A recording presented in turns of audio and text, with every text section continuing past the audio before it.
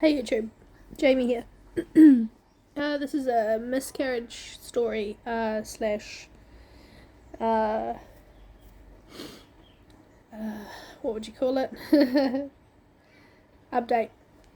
Um, Recently had a miscarriage and it didn't go as planned. Ended up having a septic infection, retained products. Everything was still inside me after I thought I'd passed it all because I'd been bleeding for 12 days with 2 days of clots. I had about 3 or 4 large clots into the toilet. Had found out at 9 to 10 weeks gestation that the baby stopped growing around 6 to 7 weeks gestation, and went back for another scan, of course, about 8 days later, and they confirmed there wasn't any growth and no heartbeat. So that was a hard day. Hard few days, hard week. Between the two scans was quite tough. A lot of tears and grief. I felt like this baby was a girl because of how enormously sick I was, to the point where I resigned from my job because I couldn't work. I was nauseous all the time. It didn't stop. I never actually vomited, but I came close and pulled over many times in the car because I could not drive. So knowing that I was losing my first daughter after having 3 boys, 3 healthy pregnancies, was a hard pill to swallow. This is my first miscarriage, so I didn't know what to expect, and I wanted to pass it naturally because I didn't want any intervention if I could avoid.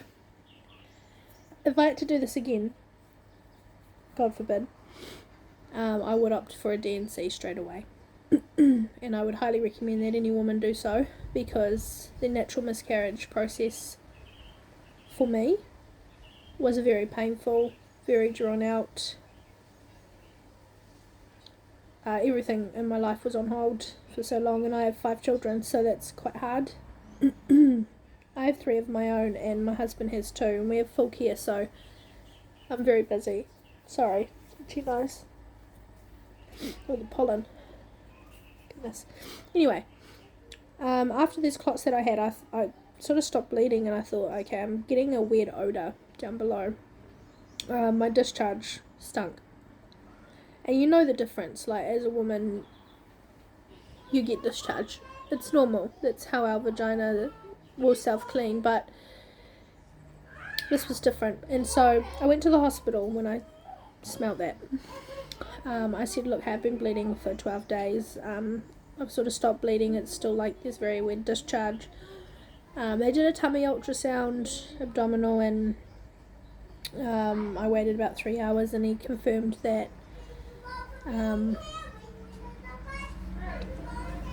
there was nothing in my uterus. He couldn't see anything. So he gave me some Augmentin tablets and sent me home. The next day I started the Augmentin because I got home at 2 a.m. The next day I started the Augmentin, and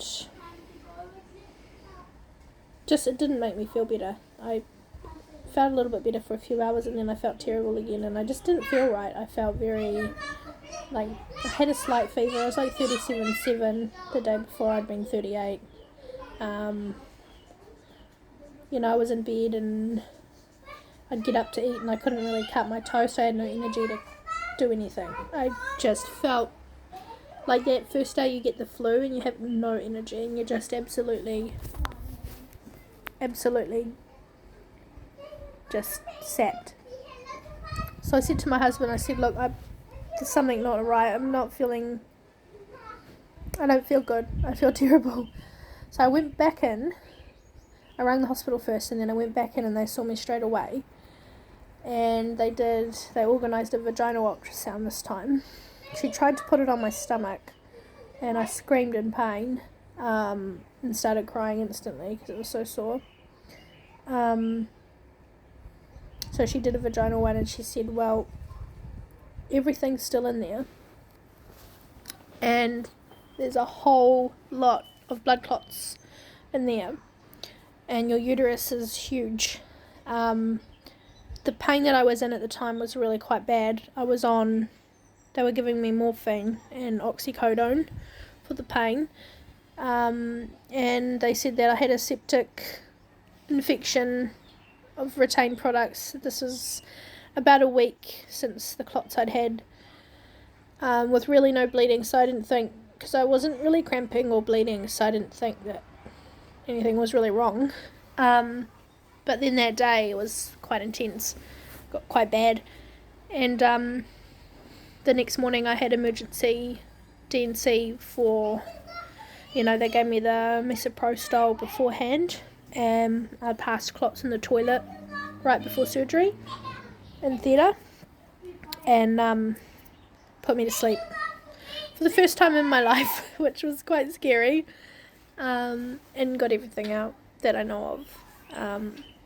I'm now almost 2 weeks post-surgery and stopped bleeding a few days ago. It was very, very light.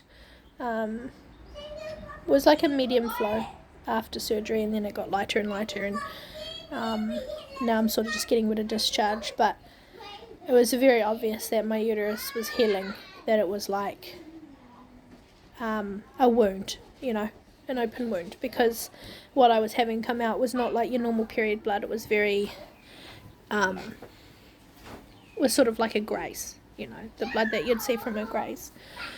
So I'm now experiencing a little bit of twinging and pain, similar to period pain or implantation or ovulation, whatnot down below. So I'm guessing that that's just my body sort of getting back to normal. Hey, you guys, come on, cut it out. I'm on the phone. I've got the kids here at home. It's just me. So,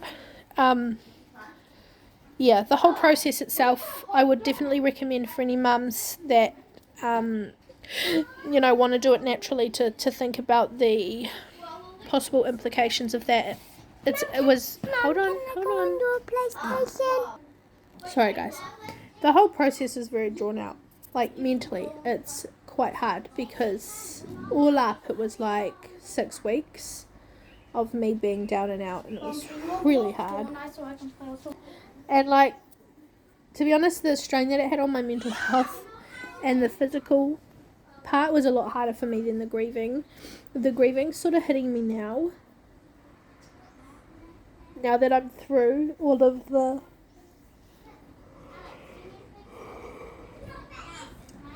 allergies, now that I'm through all of the physical stuff and I'm back to me, because my blood pressure was quite low as well, like I was fainting after surgery, and I've just stopped. My iron's coming up now, and my blood pressure and my blood volume, I lost quite a bit of blood. In surgery it was like 300 ml, and before that it was like 12 days of bleeding. So the process and everything, I would much prefer, if it ever happened again, just to straight get in and get a DNC done straight away as soon as you find out. Like, just get it over and done with, man, because it's so painful and it's so stressful that your whole life just gets put on hold, and the mental strain of that and the constant reminder, and every time you go toilet, and it's really not fun. So, the grieving's hitting me now. I had a cry last night about it because Jeremy was just being a good daddy with the kids, and like he normally would, it was bedtime, and I got really happy to hear that, because I like hearing it. But then afterwards I just broke down in tears, because the thought of having a little one with him, having our first child together, obviously now that it's not come to fruition, was quite a hard pill to swallow. So yeah, the grief is definitely still there, and it pops up randomly now and again. God, my nose is so itchy. There must be something in the ear at the moment, but honestly. But yeah, that was my story. And when I had my DNC, I should have been 15 weeks gestation. In the surgical notes, he says that my uterus measured 12 weeks gestation. So my gestational sac kept growing after the baby died, because my hormones were quite high. They were 40,000. A few days after that they came down to 36, 32, 21, then it was 16,000. So I went and got my HCG tested quite a bit. I had a form from my doctor. I got it tested a couple of days ago and it was 25. So just remnants now. I think it's back to 0 now because I'm pretty sure I'm either ovulating or my body's getting back into my cycle now. I can feel some twinges and some things and whatnot. Anyway, I just wanted to update you all. I am a New Zealand mum, so feel free to reach out with any questions you have. And I liked watching these videos when I was going through it all, so I just thought that I would post for other mums that might have questions about things. Yeah. Bye.